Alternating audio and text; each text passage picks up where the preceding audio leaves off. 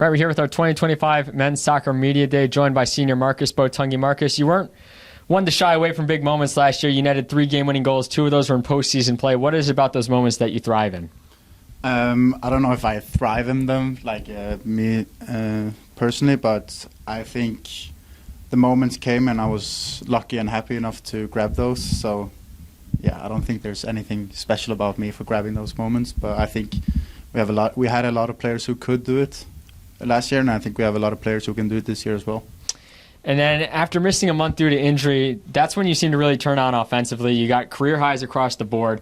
How did that brief time away from the pitch maybe help you come back better than you were in the first half of the season? I think there's probably a bunch of factors as to why I came back and scored netted goals and got some assists. I think one of them was at the start of the season I was more of a holding midfielder, and after I came back from my injury I was more of a higher in the midfield, so I could drive more with the ball, get in the box more often. So I think that's probably the biggest reason why.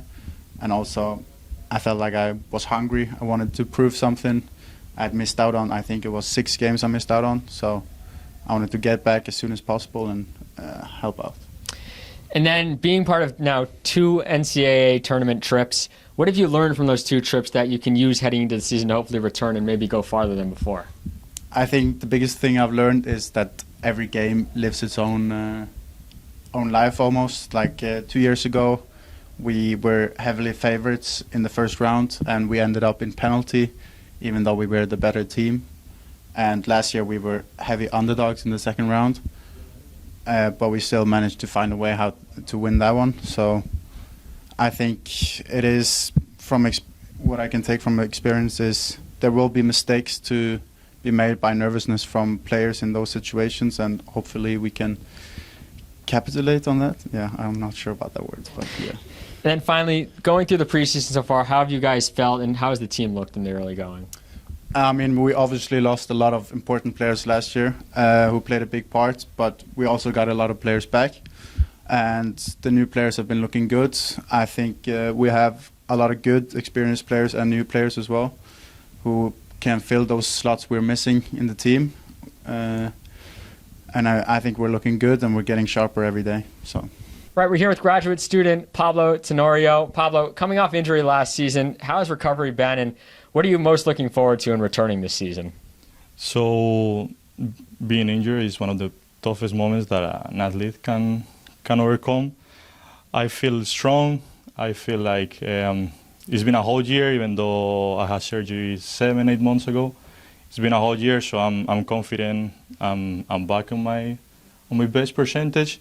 I have to be growing up through the game, so I think I'm gonna be worse at the beginning than at the end. But I hope I end up in a good point. That's my last year.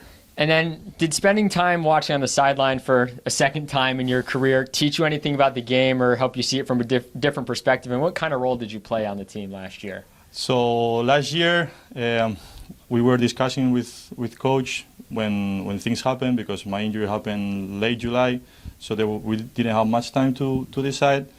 We decided I was going to be like a help, still be like a player, not a coach. So I'll be helping the team from the inside.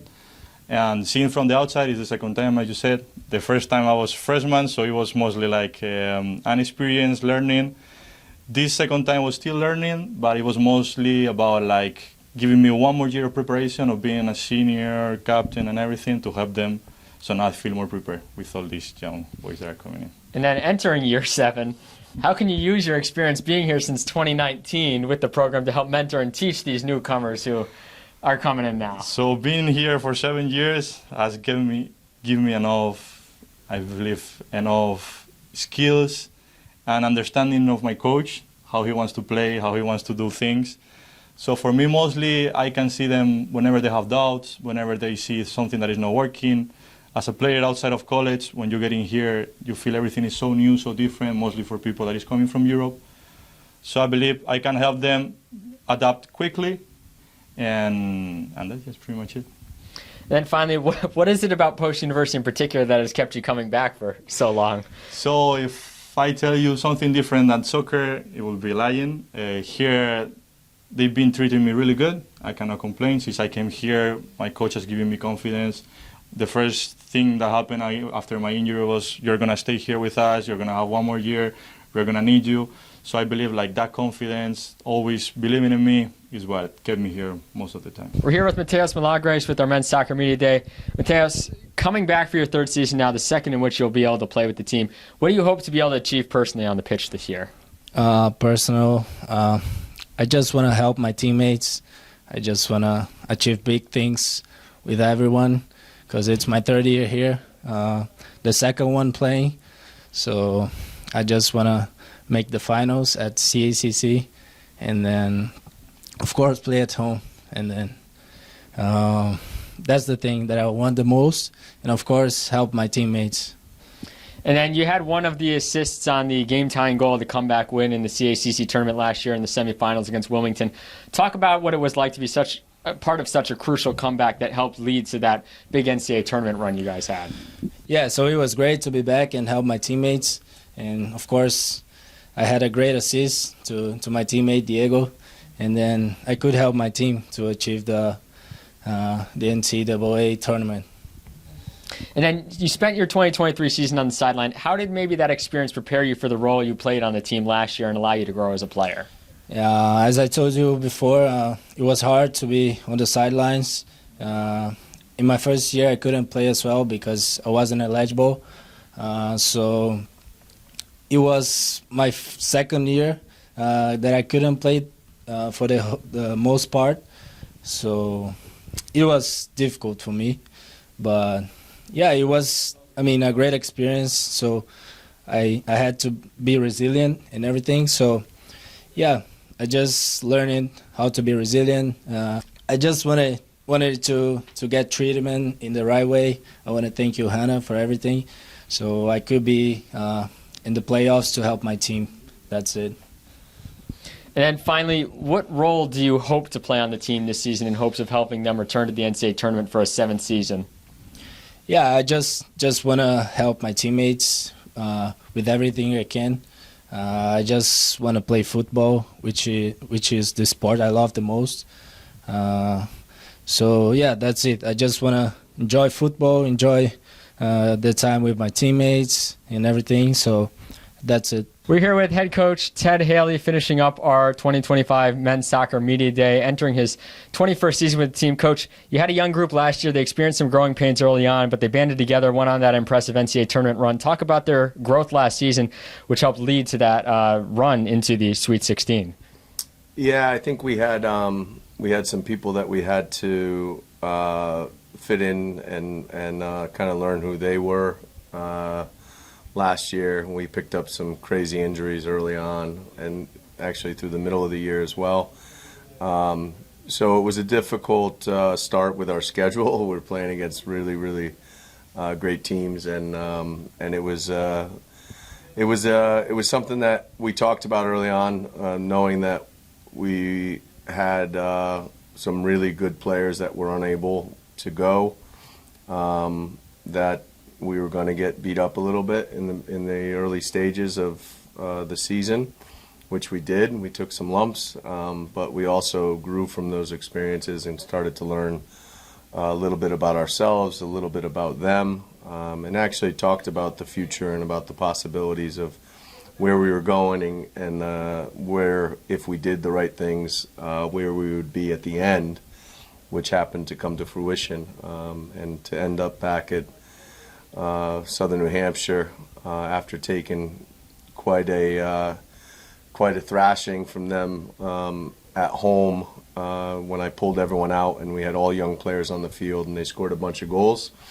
I said we're going to have our time to hopefully get back at them, and we did. So that was it came full circle, and I'm proud of the boys for the development that we showed and all the things that we did to get there. And then you've been doing this, like I said, at Post for over 20 years, and you've picked up your 200th win last fall. Talk about the growth of the program since you got here and what reaching that milestone means to you.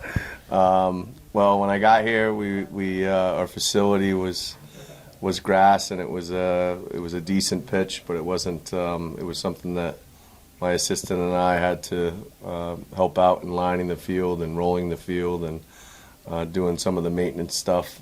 So we've come a really long way since then, and we had a lot of regional players back then, and a lot of guys from New York City and Hartford, and a lot of local guys. And now we've gotten to the point where we can recruit globally and nationally. And I think we've established ourselves as a regional and national contender, and been able to grow in so many ways. You know, just the guys with our academic awards and the way that they carry themselves, the community service side of it, and then to go play really good football and get results and win so many championships. It's been fantastic. But we're very, very hungry again, because we want to win a national championship.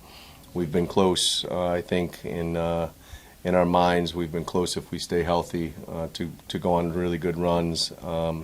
But not lifting as many trophies as we wanted to last year has made us very hungry this year. And then in those 20-plus years here at Post, talk about that culture that you have at the program. You know, you kind of touched on expanding globally and how it's evolved over time to help this program reach the levels that it has, and hopefully beyond that. Yeah, it's been an amazing journey, and I've been blessed to have incredible student athletes that are now family friends, and people that have gone on to have their own kids. I've been here long enough and be married and be in a profession that is way outside of where college football is, but they've gone on to do amazing things. And so I'm proud of that. I'm proud of the guys that are all over the world that keep in touch, that are alum, that represented us at the highest level and continue to do that so well wherever they are.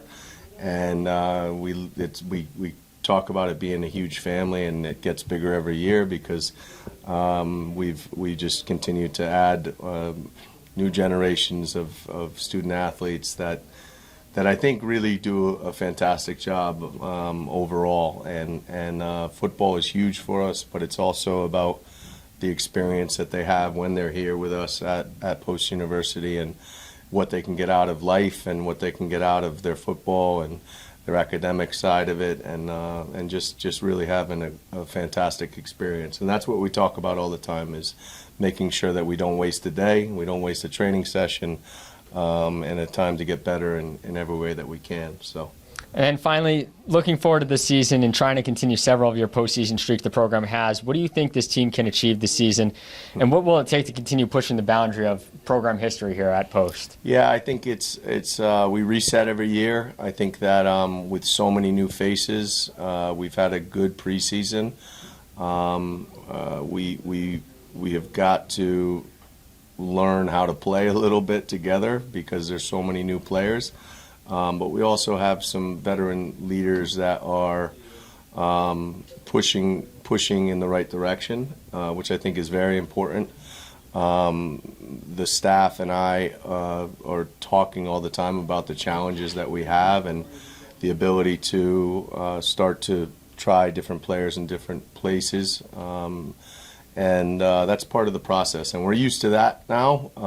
I think it's going to be a matter of how quickly the boys can come together and have that brotherhood, and have the ability to bond and be tight. And then also we've got to figure out how to play a really nice brand of football that we can be proud of. And then then it kind of takes over itself, as long as we can get into moving in the right direction.